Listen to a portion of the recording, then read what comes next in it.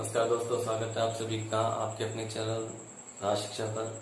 और आज मैं आपके लिए लेकर आया बहुत ही शानदार टॉपिक हिंदी के विद्रूप, जो आपके ऑल एग्जाम में काम आने वाला है। ठीक है, तो देखिए, हिंदी की बात करें तो हिंदी की उत्पत्ति की हमने चर्चा कर ली थी अपने पिछले वीडियो में कि हिंदी की उत्पत्ति कैसे हुई, सोर्स यानी अपभ्रंश हुई।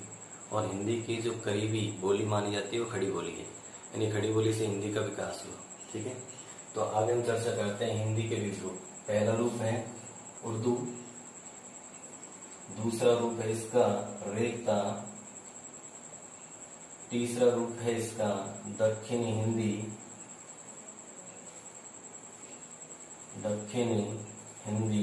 और चौथा रूप है इसका हिंदुस्तानी। तो इसके चार रूप हैं। ठीक है, इसके चार रूप हैं, इनकी चर्चा हम करने वाले हैं। सबसे पहले उर्दू की बात करें तो देखो, खड़ी बोली के द्वारा ही उर्दू का जन्म भी हुआ है। खड़ी बोली से हिंदी का भी हुआ है तो उर्दू का भी हुआ है।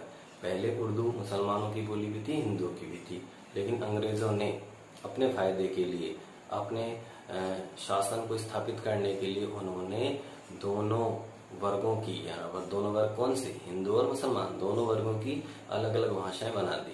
ठीक है, हिंदुओं के लिए तो कर दी हिंदी और मुसलमानों के लिए कर दी उर्दू। ठीक है, और उन्होंने अपना शासन स्थापित कर लिया, और इसको हम बोलते हैं फूट डालो राज करो की नीति। उसके बाद हम बात करते हैं कि जो उर्दू है, हमारी जो उर्दू भाषा है, इसके अंदर अरबी फारसी शब्दों का प्रयोग किया जाता है। फारसी इसकी लिपि है। ठीक है, और उर्दू की एक प्रसिद्ध पुस्तक है जो प्रारंभिक पुस्तक भी मानी जाती है, और उसका नाम है बानो बहार, और ये 18वीं शताब्दी की है। ये 18वीं शताब्दी की है, 18वीं सदी की है। ठीक है, और उर्दू के अंदर प्रसिद्ध गजलकार भी हुए, शायर भी हुए थे। ठीक है, मीर साहब, ठीक है, नाम सुना है सभी ने, और हमारे गालिब साहब, कृष्ण चंद्र जी, साहिब लुधियानवी जी। ठीक है, आगे हम सेकंड की बात करते हैं। सेकंड हमारी रेखता। रेखता का मतलब होता है बिखरी हुई। रेखता का मतलब क्या होता है, बिखरी हुई, यानी कि वह रूप जो बिखरा हुआ हो। और इसका बिखरा हुआ रूप कहाँ से आया, जैसे भाई संस्कृत कठिन थी, आरंभिक काल में संस्कृत भाषा कठिन थी, लेकिन उसको सरल बना दिया गया। सरल किसके द्वारा बनाया गया, प्राकृत भाषा में तब्दील करके, यानी उसका रूप परिवर्तन हो गया, प्राकृत भाषा बन गई। और प्राकृत भाषा सरलतम रूप में थी, और उसी के अंदर संस्कृत नाटकों के जो दास दासी थे, सेवक थे, वो आम बोलचाल की भाषा में इसका प्रयोग करते थे। ठीक है, तो फारसी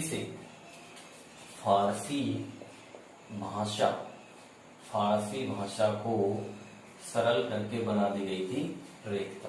ठीक है, यहाँ तक बात सबके समझ में आ चुकी है रेखता कैसे बनी। एक धीरेन्द्र वर्मा थे इतिहासकार, उन्होंने उर्दू की शैली माना है इसको। धीरेन्द्र वर्मा ने उर्दू की शैली माना है। ठीक है, क्वेश्चन बनता है एग्जाम के अंदर कि उर्दू की शैली धीरेन्द्र वर्मा, मतलब उर्दू की शैली किस महान इतिहासकार ने उसको उर्दू की शैली की संज्ञा दी है, तो उर्दू की शैली की संज्ञा रेखता को धीरेन्द्र वर्मा जी ने दी है। ठीक है, और एक हमारे अब्दुल कादिर थे, अब्दुल कादिर जी उर्दू के महान विद्वान, और उन्होंने क्या कहा है, उन्होंने बताया इसको फारसी मिश्रित हिंदी, उन्होंने इसको फारसी मिश्रित हिंदी का दर्जा दिया है। ठीक है, अब हम आगे बात करते हैं। ठीक है, कि भाई रेखता की चर्चा हमने कर ली है, अब रेखता की ओर हम बात करते हैं। तो देखो, उत्तरी भारत के अंदर दिल्ली मथुरा के अंदर उर्दू भाषा का दरबारों में प्रयोग किया जाने लगा, तो उसी प्रकार से दक्षिण में फारसी भाषा का प्रयोग किया जाने लगा, और उसी फारसी के अंदर अरबी शब्दों का प्रयोग भी आ गया, जिसके कारण से रेखता का निर्माण हो गया दक्षिण में। ठीक है, और रेखता के लिए जो एक प्रसिद्ध गजल है, एक शेर है, वो था हमारे गालिब साहब का। हमारे गालिब साहब ने खुद को ही नहीं माना, खुद को ही रेखता का उन्होंने शायर गजलकार नहीं माना, उन्होंने मीर साहब को भी अपने साथ जोड़ दिया है। तो उन्होंने गजल ये शेर लिखा है कि रेखते के तुम ही उस्ताद नहीं हो गालिब, रेखते के तुम ही उस्ताद नहीं हो गालिब, कहते हैं कि अगले जमाने में कोई मीर भी था। तो ये एक शेर गालिब साहब ने लिखा है और उन्होंने अपने साथ मीर का भी यहाँ पर उल्लेख किया है। ठीक है, अब हम तीसरी जो हमारा भाषा का रूप है जो दक्षिणी हिंदी है उसकी चर्चा करते हैं। दक्षिणी का मतलब दक्षिण, यानी दक्षिण की हिंदी। आप देखिए दक्षिण की हिंदी कैसे नाम पड़ा, इसके दो विकल्प है, हमारे पास दो बातें हैं जो हमारे सामने उभर कर आई हैं। पहली बात तो ये कि जो तुगलक वंश का एक महान शासक था मोहम्मद तुगलक, ठीक है, मोहम्मद तुगलक ने अपनी 1327 के अंदर, मोहम्मद तुगलक था, उसने 1327 के अंदर दिल्ली से अपनी राजधानी देवगिरी या दौलताबाद स्थापित कर ली। अब वो अकेला तो जाएगा नहीं, सबको साथ लेकर गया। उत्तर भारत के जितने उसके दरबारी कवि थे या दरबार में रहने वाले या कर्मचारी या आम जनता, सबको लेकर गया और फिर साथ लेकर जाने से यहाँ उत्तरी भारत की जो हिंदी थी वो दक्षिण भारत में जाकर के मिल गई और एक नया रूप आ गया दक्षिणी हिंदी का। ठीक, दूसरी इसमें बात है कि जो हैदराबाद के शासक थे निजाम के दरबार में भी उत्तरी भारत से ही कर्मचारी आए और साहित्यकार, दरबारी कवि, ठीक है, और कर्मचारी वगैरह तो आई, साथ में जो भी कारीगर थे व्यापार करने के उद्देश्य से जो भी थे व्यवसायी थे सब आए। ठीक है, तो यहाँ कुल मिला के सभी आए और सभी आकर के वो हैदराबाद के अंदर जाने लगे। तो हैदराबाद में जाकर एक नई भाषा, एक नया रूप आ गया। ठीक है, वो था दक्षिणी हिंदी। ठीक है, हम इसको हैदराबादी हिंदी भी कह सकते हैं। ठीक है, उसके बाद हम आगे बात करते हैं। तो हमारी चौथी थी हिंदुस्तानी कहाँ से आया? देखो, हिंदुस्तानी का वैसे तो सही मायने में प्रयोग अंग्रेजों ने किया है भारतीय जनता के लिए। ठीक है, और साथ ही साथ कि उस समय इसका नाम पड़ा, ये हिंदुस्तानी नाम उस समय पड़ा जब अंग्रेज अत्याचार करते थे और अंग्रेजों के अत्याचारों को उजागर करने के लिए, लोगों को जागरूक करने के लिए जो हमारे महान नेता थे पंडित जवाहरलाल नेहरू, महात्मा गांधी, वो सब क्या करते थे, वो लेक्चर देते थे, भाषण देते थे लोगों को जागरूक करने के लिए। तो उनका जो भाषण का भाषा रूप था, भाषण देने का जो भाषा रूप था, जो उनकी भाषा थी वो थी हिंदुस्तानी। ठीक है, इसे आम व्यवहार में प्रयोग में लाते थे वो। उसके बाद अगर हम बात करें तो देखिए हिंदुस्तानी का जब हिंदुस्तानी के अंदर जब उर्दू शब्दों का प्रयोग किया जाने लगा तो कुछ ऐसे शब्द बन गए जैसे सीता, माता। इस माता के स्थान पर बेगम शब्द का प्रयोग किया जाने लग गया, इसका प्रयोग किया जाने लगा इसके साथ। तो कुछ विद्वानों को बुरा लगा। ठीक है, कुछ विद्वानों को बुरा लगा तो उन्होंने इसका विरोध शुरू कर दिया और फिर धीरे धीरे इसके अंदर फिर तब्दीली की गई। ठीक है, तो इस प्रकार से हमारी हिंदी भाषा के 4 रूप हैं। हमने इन चारों की चर्चा कर ली है, उर्दू, रेखता है, दक्षिण हिंदी और हिंदुस्तानी। ठीक है, आज के वीडियो में सिर्फ इतना ही। आशा करता हूँ कि आपको अच्छा लगा होगा वीडियो, और अगर अच्छा लगा है तो प्लीज इसे लाइक, शेयर और सब्सक्राइब कर दें। ठीक है, अगले वीडियो में बहुत जल्द मिलने वाले हैं शानदार नए टॉपिक के साथ। तब तक के लिए धन्यवाद।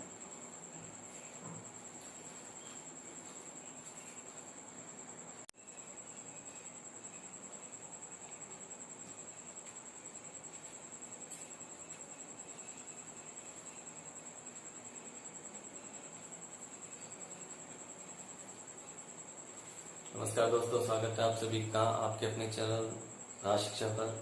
और आज मैं आपके लिए लेकर आया बहुत ही शानदार टॉपिक, हिंदी के विविध रूप, जो आपके ऑल एग्जाम में काम आने वाला है। ठीक है, तो देखिए हिंदी की बात करें तो हिंदी की उत्पत्ति की हमने चर्चा कर ली थी अपने पिछले वीडियो में। हिंदी की उत्पत्ति कैसे हुई, शोर से अपभ्रंश हुई।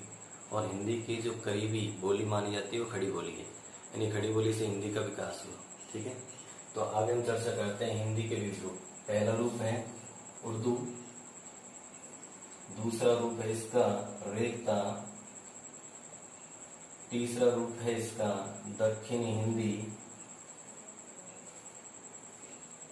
दक्षिणी हिंदी, और चौथा रूप है इसका हिंदुस्तानी। तो इसके 4 रूप हैं, ठीक है। इसके 4 रूप हैं, इनकी चर्चा हम करने वाले हैं। सबसे पहले उर्दू की बात करें तो देखो, खड़ी बोली के द्वारा ही उर्दू का जन्म भी हुआ है।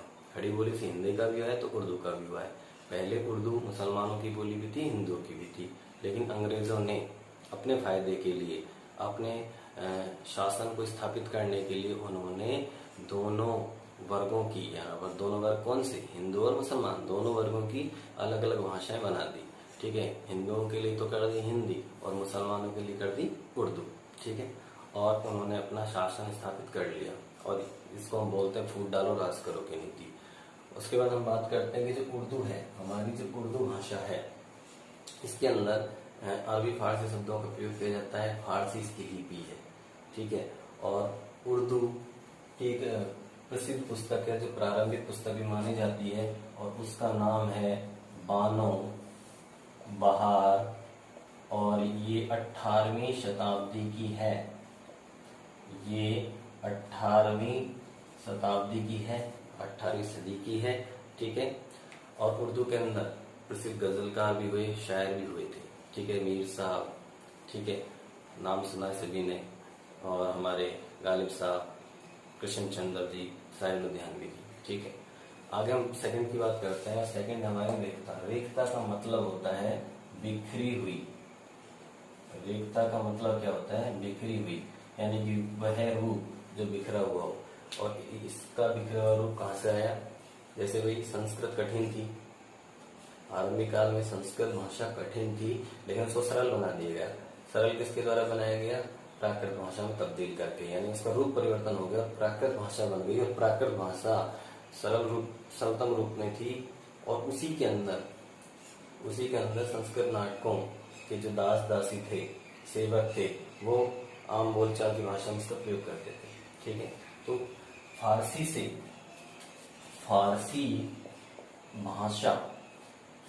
भाषा को सरल करके बना दी गई थी रेखता, ठीक है। यहाँ तक बात सबके समझ में आ चुकी है, रेखता कैसे बनी। एक धीरेन्द्र वर्मा थे इतिहासकार, उन्होंने उर्दू की शैली माना है इसको। धीरेन्द्र वर्मा ने उर्दू की शैली माना है, ठीक है।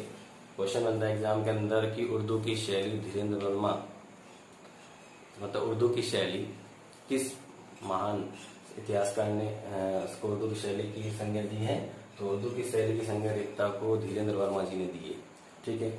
और एक हमारे अब्दुल कादिर थे, अब्दुल कादिर जी उर्दू के महान विद्वान, और उन्होंने क्या कहा है, उन्होंने बताया इसको फारसी मिश्रित हिंदी, उन्होंने इसको फारसी मिश्रित हिंदी का दर्जा दिया है, ठीक है। अब हम आगे बात करते हैं, ठीक है, कि भाई रेखता की चर्चा हमने कर ली है। अब रेखता की ओर हम बात करते हैं। तो देखो, उत्तरी भारत के अंदर दिल्ली मथुरा के अंदर उर्दू भाषा का दरबारों में प्रयोग किया जाने लगा, तो उसी प्रकार से दक्षिण में फारसी भाषा का प्रयोग किया जाने लगा, और उसी फारसी के अंदर अरबी शब्दों का प्रयोग भी आ गया, जिसके कारण से रेखता का निर्माण हो गया दक्षिण में, ठीक है। और रेखता के लिए जो एक प्रसिद्ध गजल है, एक शेर है, वो था हमारे गालिब साहब का। हमारे गालिब साहब ने खुद को ही नहीं माना, खुद को ही रेखता का उन्होंने शायर गजलकार नहीं माना, उन्होंने मीर साहब को भी अपने साथ जोड़ दिया है। तो उन्होंने गजल या शेर लिखा है कि रेखते के तुम ही उस्ताद नहीं हो गालिब, रेखते के तुम ही उस्ताद नहीं हो गालिब, कहते हैं कि अगले जमाने में कोई मीर भी था। तो ये एक शेर गालिब साहब ने लिखा है, और उन्होंने अपने साथ मीर का भी यहाँ पर उल्लेख किया है, ठीक है। अब हम तीसरी जो हमारा भाषा का रूप है जो दक्षिणी हिंदी है उसकी चर्चा करते हैं। दक्षिणी का मतलब दक्षिण, यानी दक्षिण की हिंदी। आप देखिए दक्षिण की हिंदी कैसे नाम पड़ा, इसके दो विकल्प है हमारे पास, दो बातें हैं जो हमारे सामने उभर कर आई हैं। पहली बात तो ये कि जो तुगलक वंश का एक महान शासक था मोहम्मद तुगलक, ठीक है, मोहम्मद तुगलक ने अपनी 1327 के अंदर, मोहम्मद तुगलक था, उसने 1327 के अंदर दिल्ली से अपनी राजधानी देवगिरी या दौलताबाद स्थापित कर ली। अब वो अकेला तो जाएगा नहीं, सबको साथ लेकर गया। उत्तर भारत के जितने उसके दरबारी कवि थे या दरबार में रहने वाले या कर्मचारी या आम जनता, सबको लेकर गया।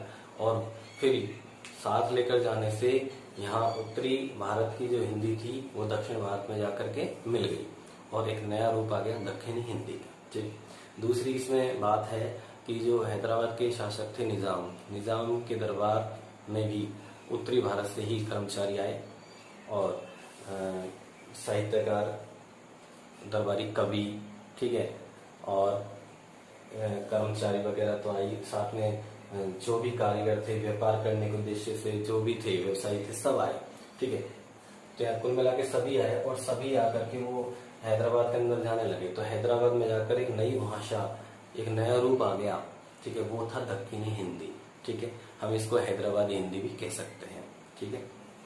उसके बाद हम आगे बात करते हैं, तो हमारी चौथी थी हिंदुस्तानी कहाँ से आया। देखो हिंदुस्तानी का वैसे तो सही मायने में प्रयोग अंग्रेजों ने किया है भारतीय जनता के लिए, ठीक है। और साथ ही साथ ये उस समय इसका नाम पड़ा, ये हिंदुस्तानी नाम उस समय पड़ा जब अंग्रेज अत्याचार करते थे और अंग्रेजों के अत्याचारों को उजागर करने के लिए, लोगों को जागरूक करने के लिए जो हमारे महान नेता थे पंडित जवाहरलाल नेहरू, महात्मा गांधी, वो सब क्या करते थे, वो लेक्चर देते थे, भाषण देते थे लोगों को जागरूक करने के लिए। तो उनका जो भाषण का भाषा रूप था, भाषण देने का जो भाषा रूप था, जो उनकी भाषा थी वो थी हिंदुस्तानी, ठीक है।